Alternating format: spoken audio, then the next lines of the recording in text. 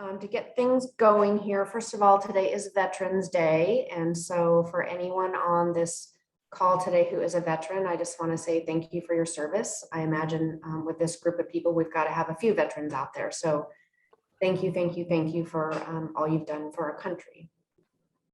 And spouses of veterans. Absolutely. Thank you. Thank you, Peggy. Yeah. We suffered too.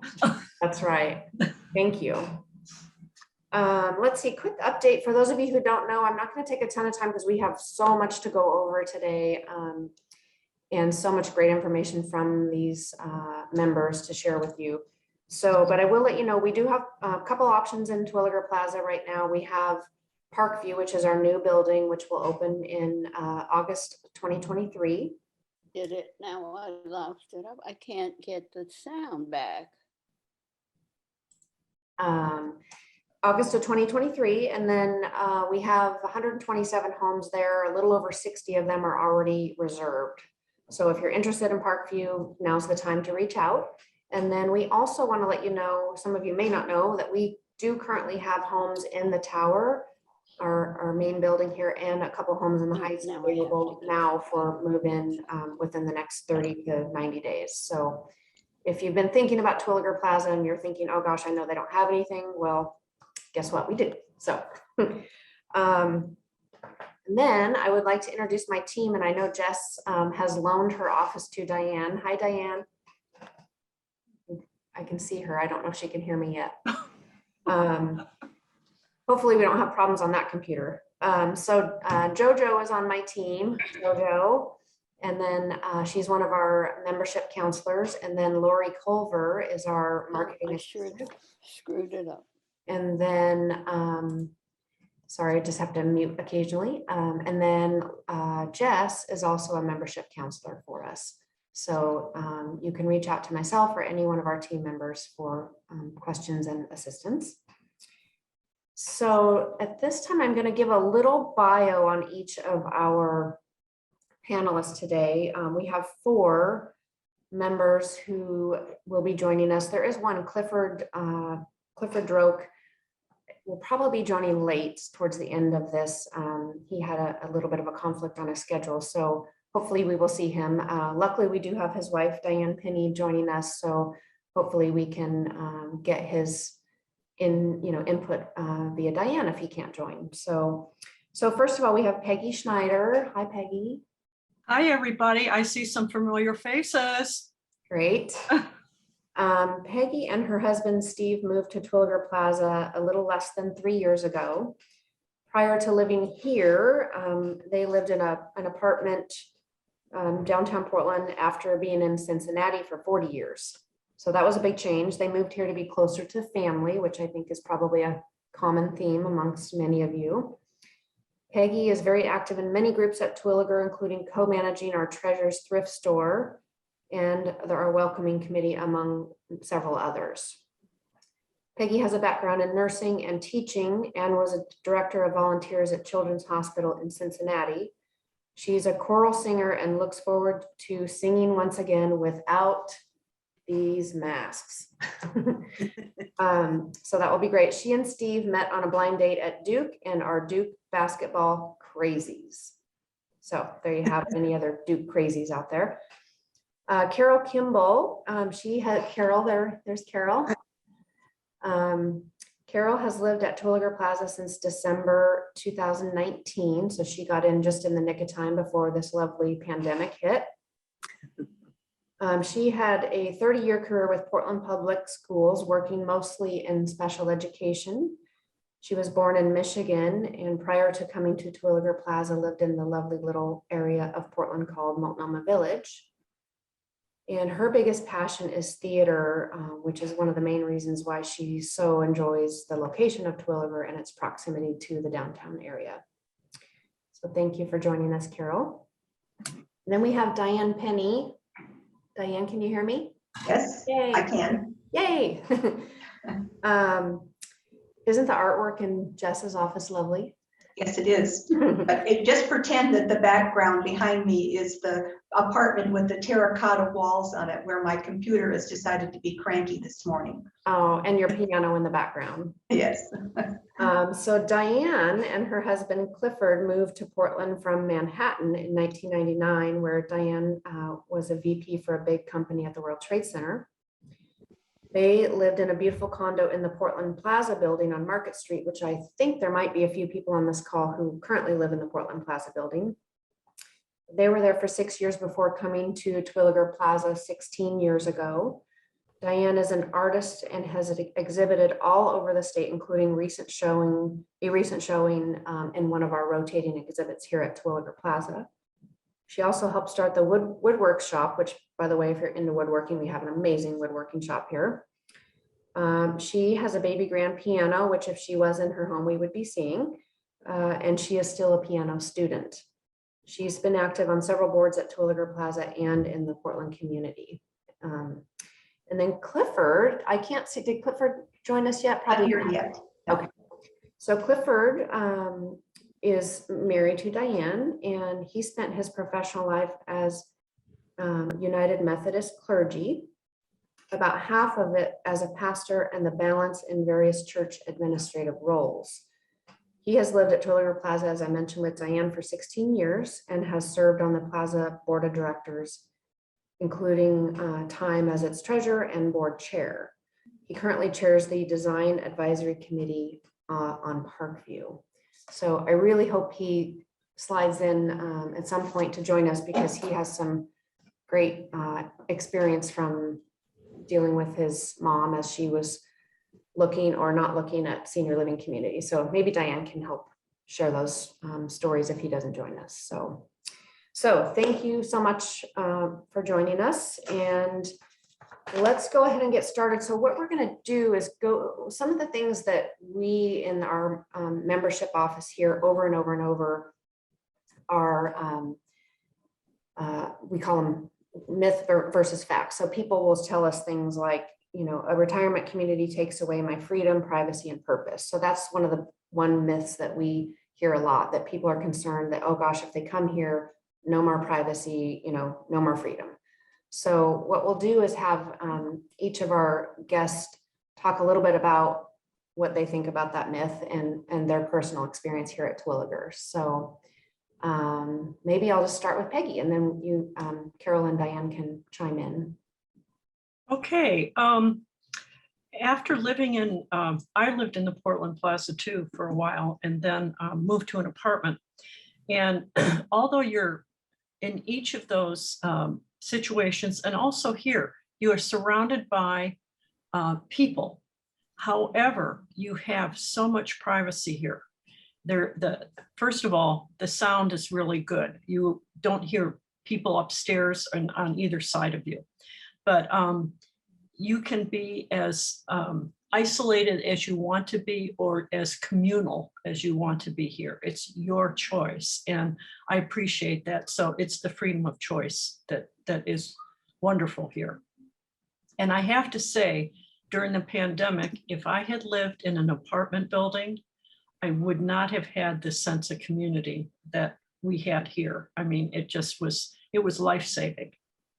So I appreciate that. Okay.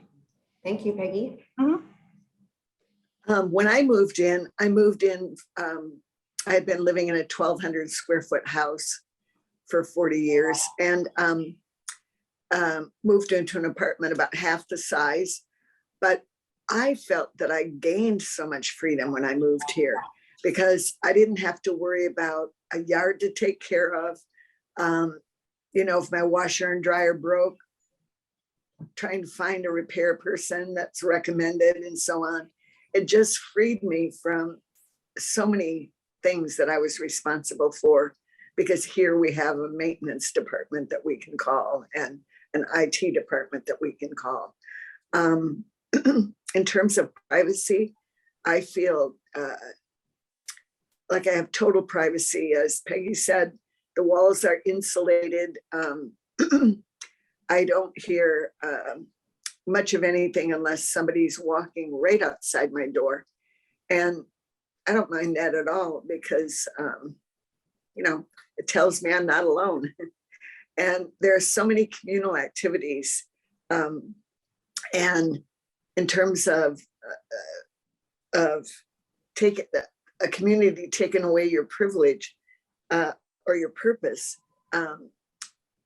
I have felt no pressure to do anything but what I want to do. And there are so many opportunities here at Terwilliger Plaza. During COVID, like Peggy said, I would have been going stir crazy by myself in my little house. But Terwilliger Plaza provided so many things that we could appreciate and explore it within our own apartment homes. We have an internal television station, channel 981, and exercise classes, lectures, music concerts. Lectures were all performed on the television channel, so that even though we weren't with the people in the room, we weren't alone, and we could still participate in the activities that we so enjoyed here before the pandemic. Well, the comment about privacy is kind of amusing. I just came back from the deli on the second floor. I hustled down the stairs to get a quick cup of real coffee since we brew decaf. And it was quite crazy in there because they're making omelets to order today. So there were a lot of people, and a woman came up to me while I was waiting for my coffee and said, "Diane, I haven't seen you. Where have you been?" And I said, I've been here all this time. So you just, depending upon the pattern you use to get from your floor to the lobby or out to your car or out of the building, you may not see several people for a very long time unless you are intentional about that. So you have a lot of privacy here, especially if you're able to walk the stairs and not wait and ride an elevator. In terms of freedom, my gosh, I have been able to do so many things here that I never would have been able to do had we still been living at Portland Plaza. Number one, I am the chief repairer of anything broken in our household. So I was forever repairing or remodeling or building this or building that.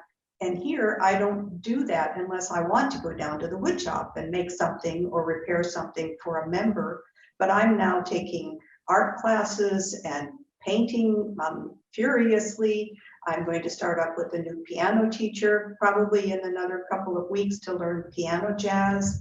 I make things for people, I sew. I have the freedom to come and go as I choose. So my purpose in life has expanded exponentially since I moved in here. I'm very happy with the options I have in my life. Thank you, Diane.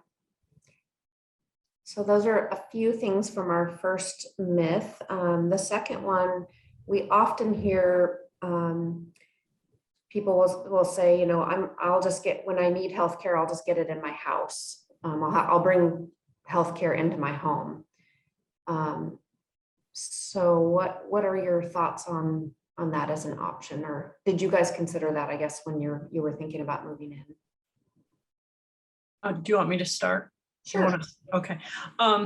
We thought about it a little bit, but I have a sister who's 10 years older than I am and has had some issues and has dealt with the cost of things. And it's extremely expensive to have in-home care.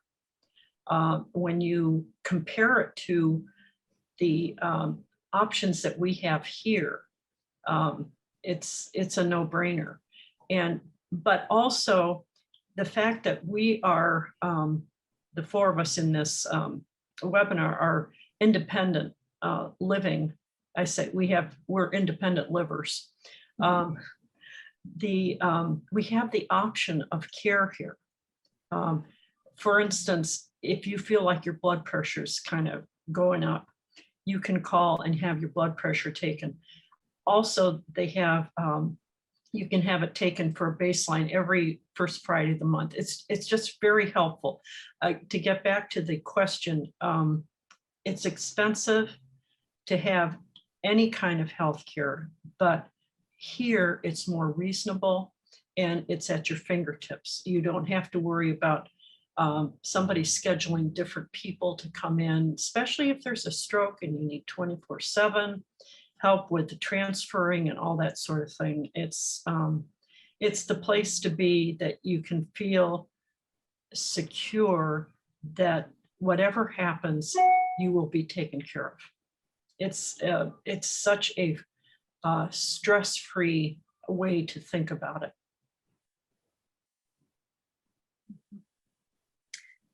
I had the experience of needing some home health care several years ago when I slipped on black ice on my driveway and broke my shoulder and my elbow and tore my rotator cuff. And the emergency room referred an agency to me, so I didn't have a choice, first of all. And they would come and visit me in 30-minute increments. And it felt rushed. It felt like I had more things that I needed help with than I could get. And it was also very expensive. My sister worked in a variety of senior associations in the state of Florida. And when I started looking, she advised me to look for a retirement community that was referred to as a CCRC, which stands for I'm blanking. Continuous care retirement community.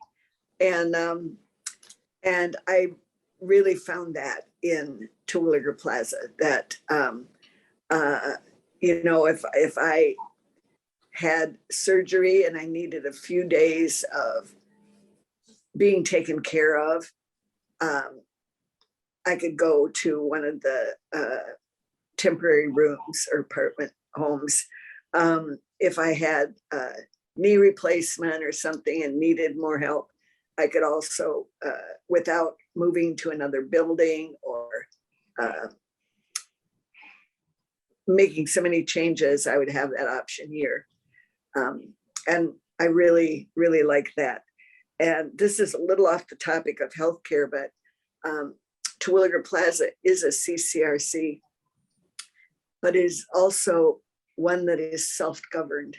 And we as residents here have the opportunity to participate in our resident council, which gives recommendations to the board of directors.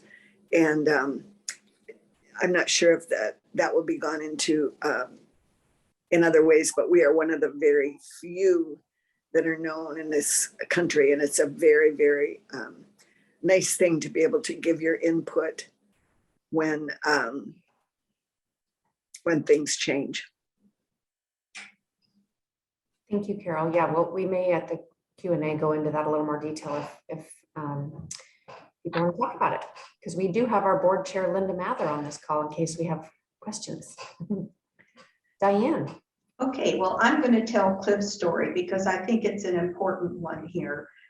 Cliff is the oldest of 4 children, and his mother was living in Walla Walla in an independent apartment, 2-bedroom, lots of space, still driving, in her mid-80s, and she was not well, didn't see well, and was in a body cast from her armpits to her hips, and refused to even talk about going into any kind of care center. So the 3 siblings decided that Cliff, as the oldest, was going to go and negotiate this with her. So he drove all the way to Walla Walla and spent the entire weekend trying to bring this conversation up, and she kept changing the subject until very late on Sunday. He said, "Mom, I'm going to have to leave. We need to talk about this." And she said, "Let me tell you what's going to happen. Something's going to happen to me, and I will go to the hospital, and they will tell me I can't go home, and you all will find a place for me, and that's where I will go." That is exactly what happened. And she fussed about it from till the day she died because she didn't like where she ended up, even though she had cancer. So that experience was a really good opener for us in terms of what we wanted our kids to have to deal with or not deal with. And in terms of taking care of yourself in your own home, if you do, more than likely, you're going to have to depend on relatives. My younger sister and her husband were both not well. They both were suffering from cancer this past spring, and they ended up with a hospital bed in the living room, and my sister and the two children taking care of my brother-in-law until he died at the end of March at home. And then my sister, while she was taking chemo, was doing this. And 3 months later, she died as well, with family as help, including a niece from Nebraska. And Cliff and I have vowed that we will not be caregivers for one another. We are spouses. And when it comes time for caregiving, we wanted to have access to that. Mhm. When we decided to move here from the Portland Plaza building, we did this and made all the arrangements and signed all the papers before we told any of our 6 children, 3 of Cliff's and 3 of mine. And 3 of them were very upset with the decision that we had made. In fact, my son didn't come from Boise to visit us for several years. They were just in denial that we had reached the age where we needed this. And now, as they're all dealing with their own in-law issues with in-laws who refuse to do this, they are actually verbally saying, "Thank you, Mom and Cliff, for doing this." Mhm. So we think we've made a decision, so we may never have to move again. We'll go into the Terrace or the Metcalf. When I had my hip replaced in 2014, I had temporary care come in for just 3 days, morning and night, and that's all I've needed. But we're both still healthy and very mobile, so we have relieved our kids of having to deal with our illness going forward.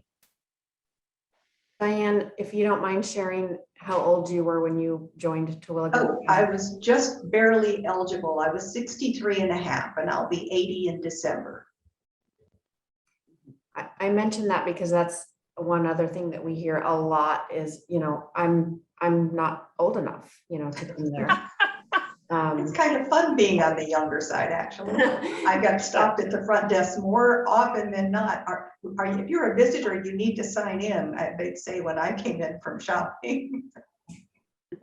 I will share, I'm not going to say the name because I didn't get permission, but like I said at the beginning, we did ask questions on the Zoom, and this kind of everything we're talking about seems to relate to this. But one person said, "I'm 72, but don't consider myself elderly." And then the quote was, "Senior living community seems to connotate old age warehouse." And I probably don't need to say it, but you can see already by our members here that this is not an old age warehouse. So as we're going through, Peggy and Diane and Carol, kind of keeping that in mind too, that, it's vibrant. So. Mhm. Yeah, I've heard that too, and it kind of fries me, but we are hardly a warehouse. It's a communal living. And, we came here thinking, oh my gosh, we're not old enough to go there. And we had the unit offered to us that we really wanted. And so we moved earlier than we had anticipated, and I have absolutely no regrets. And for the couples out there, I have to say, we've never been happier because it's so stress-free. The 2 important numbers are 1020 for facilities, got a leaky faucet, and 1021 for technical help. And, then your life is a breeze. And because of that lack of stress, we feel healthier and do more things than we would have before. And I'm just sorry that this term warehouse is out there, because I don't feel that way at all. It kind of, it really frustrates me because people are so active here. And if they aren't active physically, their minds are active. And there's so many things that they can do by themselves if they want to. So I don't feel like it's a warehouse at all. It's just a community. Actually, I was thinking about it this morning. I think of all the people here as my tribe. So, okay. Thank I'd like you. to add a comment too, Teresa. Sure. There's a couple here. They're both runners, and one of them is now approaching his 200th marathon. They still travel around the world to run marathons, and the other one has just passed 100 marathons, and they're still running. I love that. That is so awesome. And Oh, and I, we have a champion weightlifter too, in her 90s. Oh. Remember? Anyway, go ahead. Quite Sorry. impressive. Yeah. So the number 3 myth, we kind of already reviewed it. So that one, again, we often hear, you know, I'm not old enough yet. So I think we have covered that. I think, you know, for me and my team and our membership team, when people do make the decision and come to Terwilliger Plaza, time and time again, they're frustrated after they move in because they said, gosh darn it, why didn't we do this sooner? Yep. You know, they basically are like, you know, we basically threw away, you know, some really amazing years because we love it here. So Teresa, I think Carol had something to add. oh, Carol. let me think if I remember it now. I was also on the younger side. I moved in when I was 71, and a dear friend came with me on all my tours. And I remember we walked in the day I was going to sign my papers, and I looked around and I said, Karen, I don't know if I'm too young to do this. And she said the most wonderful thing to me. She said, Carol, don't think about the differences between you and other people who live here. Don't think about your age or if someone requires a piece of equipment to be mobile. Think of the similarities. And I've been doing that. And she brought up some, and it was like, I was ready to downsize. I didn't want to have to take care of the yard and the property anymore. I didn't have to worry then about replacing a roof or those kinds of things. And my body was having some slight problems that were keeping me from doing some of those things. So I had to hire people to do it. When I moved in, I'm on a floor with many, well, I think everyone on the floor is older than I am. My neighbor across the hall is 96. When COVID started, he walked up and down 9 flights of stairs when he needed to go to the lobby, because rather than take the elevator, because he wanted to stay in shape. And as Peggy said, there are so many people here who are physically active and way more than that, who are mentally active. And so I encourage age not to be the one factor that keeps you out. And Teresa, can I add a bit to that? Please. As we age, we become a little bit more introverted, even if we are extroverts, and it's harder to build a community. And as we become older, it's really good to have a group of people who pay attention to whether or not we've picked up our paper, or whether we've been down to get our mail, and whether we need someone to go with us to dinner. If you wait too long to come in, you don't really have the opportunity or the time to build a support community here before you really are at the point where you need someone who kind of looks in on you. So come while you're young and you're vibrant and you can commune with people and go out with people and go to the concert with people. That's when you build your network here. Mm-hmm. Thank you, Diane. Yeah, I talking to Diane a couple days ago, and Clifford, speaking of being able to go out and be involved, you know, Clifford and Diane don't have a car. They love the public transportation in Portland, and specifically how convenient it is to Terwilliger. But they go to Jake's for dinner, I think you said once a week, Diane, to Alamere, to Zell's. I mean, it's very, very active. These are not people who are, you know, going down just sitting in the dining room and having a cup of coffee and going back to their home and sitting there the rest of the day. So just a few examples. I know we have lots and lots more. So another myth is I will wait to move until I can't live in my home alone anymore. And so again, I think we've kind of covered that, but that's not only health-wise, but also, well, when I can't do the yard work, et cetera, anymore. I don't know if anyone has anything else to add to that one. I do. Good friends of ours lived in the American Plaza complex. We met them at church. We would come over here and have brunch with them after church on Sunday. And when they decided to move in, their two daughters were not anywhere around to help them pack. So Cliff and I spent 3 days down packing up their goods so that they could get settled and help them unpack. And George, I shouldn't using names, but he would say to us, now, Cliff and Diane, you need to come in here, get your name on the list, and you come in here. He said, otherwise you never get your money's worth out of it. So this is a man who didn't have to worry about his next dollar, but that was his philosophy. He waited too long, he said, because when you run the numbers, he didn't have enough years left to amortize what he thought he'd spent. But he's buying life health care. And that's the important part of what we're doing. Mhm, mhm. You know, the other thing about moving, and I'm sure a lot of people listening have gone through the machinations of getting rid of stuff, and it's overwhelming. And quite frankly, the better you feel, the younger you feel, start doing it. It's very overwhelming. And some people that move here on their own, after leaving a big house and making all their decisions, are absolutely exhausted. And so the sooner you do this, the better your life will be. And you know that we are so well taken care of in every aspect, physically, spiritually, you know, psychologically, whatever, that we do live a long time here. I mean, I hope so. That's interesting you say that, Peggy, because part of the process of coming into community like this is, you know, you do have to fill out an application, and there is a financial qualification process.